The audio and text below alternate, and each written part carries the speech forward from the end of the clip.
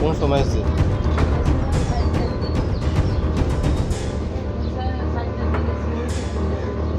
একটা জানাম তো।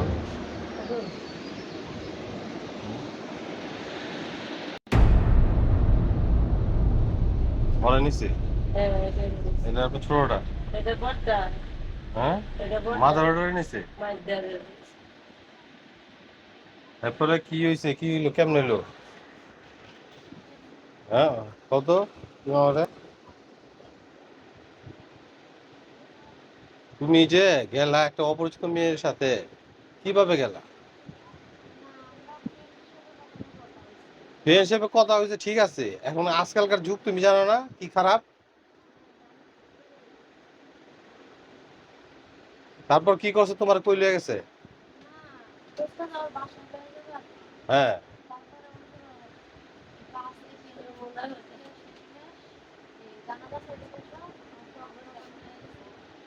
হুম।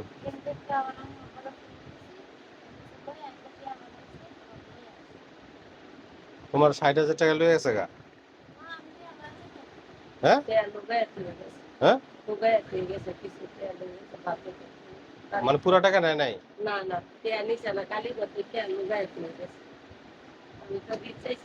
আচ্ছা, টাকা পাইছেন? যাক আলহামদুলিল্লাহ। আর অন্য কথা হলো, মেয়ে যে আইছে এটাই সবচেয়ে বড় ব্যাপার, যে মেয়ে আইছে। এরপরে কি করছে, তোমার কই লয়ে গেছে?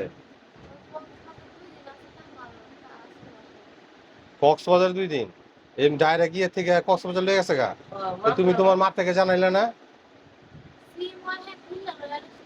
হ্যাঁ, যে আমি যাবো না, কি দরকার, আমি একলা একলা যাবো না, এটা কেউ কনে গে? এটা কও না গে যে আমি যাবো না একলা একলা? কই লয়ে যাচ্ছে তোমারে? যে কেউ একজন লয়ে গেল গা, লয়ে গিয়া মনে করো মাইরা ফেলাইলো অথবা বিক্রি করে হলো, নারী পাচার করলো, তুমি এটাই কি করবা? তুমি তোমার আমি যাবো না, তোমার খাওয়াইছে কিছু?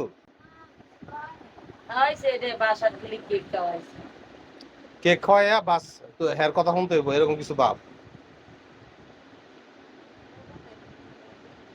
এর কথা না শুনলে ফোন দেখো না, মায়ের সাথে মায়া জায়গা আয়া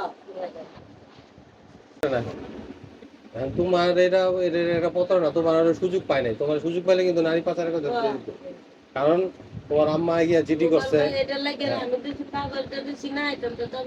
এসআই মাসাই রে ফোন দিয়ে আমি মনে করো, এসআই আমি আলাদা রিকোয়েস্ট করছি যে ভাই নিরীহ মানুষ, তারে আপনি একটু সাহায্য করুন। দয়া করছে আমার এই কাগজটা, যে মহিলাটা কাগজটা দিছে এই মহিলা, নাইলে আমি এই কাগজ হইলে মতো আর যাইলে মতো। কারণ এসআই বোধহয় ওকে ভয় টয়তে আইছে যে তুই ইডি কর অথবা ই করতে, এরপরে ই করছে।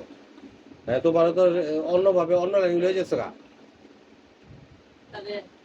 এবার কক্সবাজার থেকে কি করলা? থাকছো, ঘুরছো? হ্যাঁ, কি সুন্দর। এরপরে ঘুরে টুরে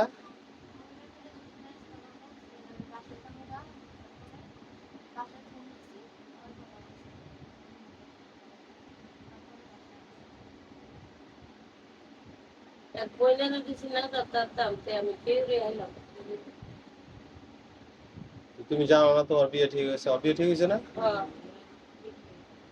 আপনার এই মেয়ের বিয়ে দিছে?